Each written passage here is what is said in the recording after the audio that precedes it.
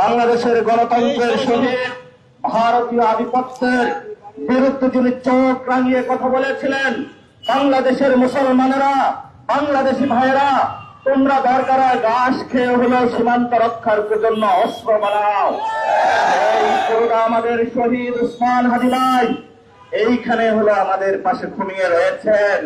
উনি আমাদের দেখছেন, উনি আমাদেরকে বলে গিয়েছিলেন, ইনসাফের ডাক দিয়েছিলেন, বাংলাদেশের পক্ষের আজাদীর আন্দোলনের ডাক দিয়েছিলেন। যারা আমরা উসমান হাদি ভাইকে ভালোবাসি, যারা বাংলাদেশকে ভালোবাসি, যারা কবি নজরুলের মন্ত্রে দীক্ষিত আছে, আমাদের সামনে একটি নতুন যুদ্ধ অবতীর্ণ হয়েছে।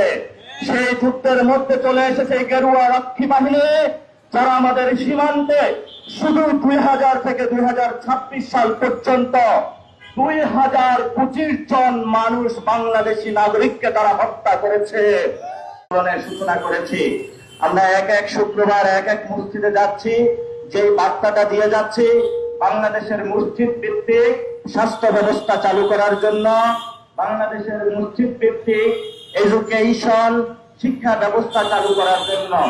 আমরা যে নামাজটা পড়ি, এই নামাজে কিন্তু আমাদের অনেক সূরা করতে হয়। আমাদের যে বর্তমান শিক্ষা ব্যবস্থা, সেখানে বাংলাদেশের ইসলাম মুসলমানদের যে শিক্ষা ব্যবস্থা সেটাকে খারিজ করা হয়েছে।